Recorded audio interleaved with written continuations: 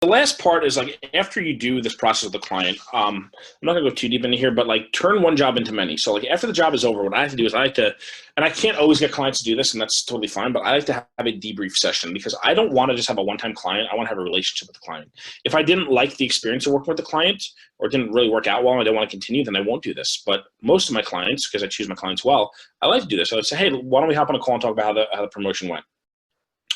And we do a debrief session. So we assess the wins, we talk about how the project went, and we see if there's any other areas of improvement for that particular project. Or what I like to do is I like to start the process of turning one job into many jobs. So instead of going out and trying to find another client, right?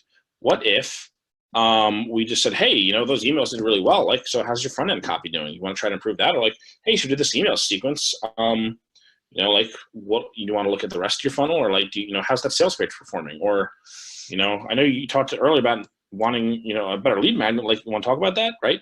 So there's a lot of different things that you could do. I just got Norman. Did you raise your hand or something? I got a thing that said, oh, okay, no worries.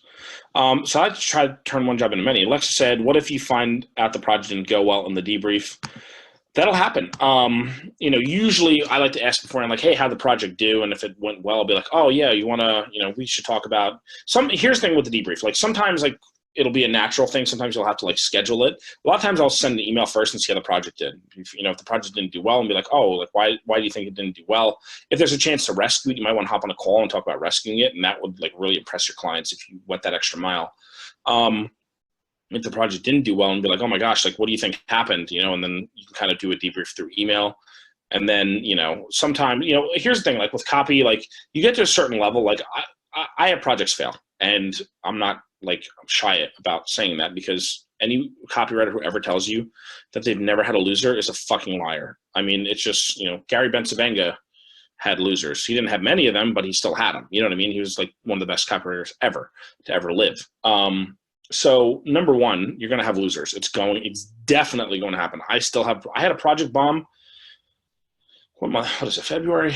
Yeah, last month the project went live, and it didn't bomb. It kind of just did as well as the old control, which to me is a bomb. I'm being very hard on myself, but I have an opportunity to rescue it. So like now we're going in, we're doing a debrief, we're doing an autopsy on it and coming up with a plan. And I have a lot of money tied up in the back end in terms of a performance bonus if I can let it, you know, achieve a certain result. So I'm trying to go get that money. You know what I'm saying? So sometimes projects will fail.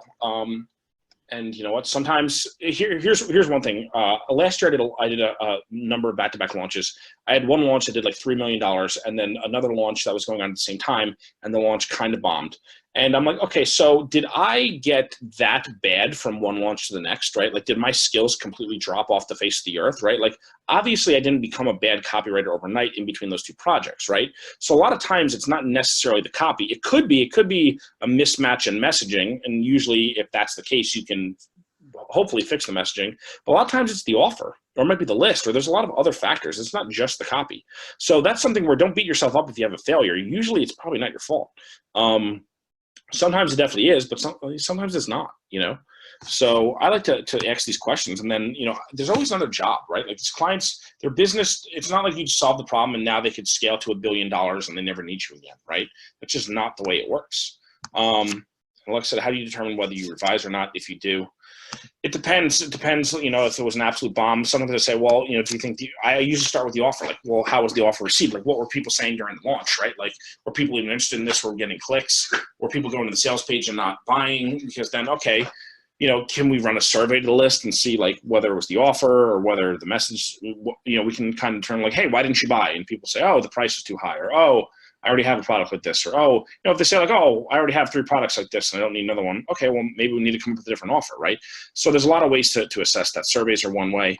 Feedback from customers during the launch is another way. There's, you know, they'll probably have their own hypotheses too. They might say, hey, you know, we just didn't get a lot of support from our affiliates. Or they'll say, you know, a client might be like, hey, you know, I think the targeting was off in the traffic. So like they might have an opinion too. Like they're not clueless, the people you're gonna be working with. Like they're running their business. They have insights as well that you might not be keen on. So they'll probably share those with you as well.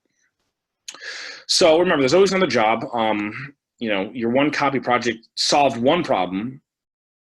You know, it didn't solve their complete problem. So it solved the problem. So I should amend this. So do not solve all of their problems. It merely got them to new levels of success. And once they get to another level of success, as you guys probably know in life, you get to a new level, and now there's new problems to solve. So you can be the person who helps them solve those new problems as well. And remember, you don't need a million clients to get a few good clients who keep you feeding work. So try to turn one job into many. Any questions on that last point? Wow, we're gonna be like perfectly on for 2 hours. This is cool. Any questions? Not all at once, please, please.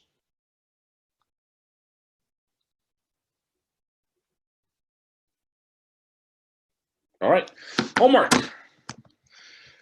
Create an application for yourself. Use Calendly, use Acuity, use something. Just create something. Try to book a call with a client. Mark will get to your question in a second. Use the script I laid out for you, and get a gig and put some money in your pocket. And I'll cover this one last question from Mark. Mark said, how do you handle revisions to copy? More specifically, what do you mean by that? Because we talked about revisions. Many revisions? Oh, if a client's asking for revisions over and over and over again, you mean? I like to, in my agreement, I like to have a certain number of revisions. Obviously, like with the client that I mentioned before, where I had the back-end performance bonus, that's going to be just as many revisions as it takes until I get the money or until we decide it's not worth it anymore. But in most projects, it's like, I like to give 2 rounds of revisions just to have a number. 2 is usually enough, especially if you do an outline, then an initial submission, then a revision, another revision. If they need more revisions than that, then they're just kind of being nitpicky, or you're really bad at copy. And most likely they're probably just being nitpicky. So I like to put a limit. So I like to just say 2, and then if you need more revisions after that, we can do that for a fee. Any other questions? Rebecca said number 4 is the best ever. Absolutely. Go make yourself some money.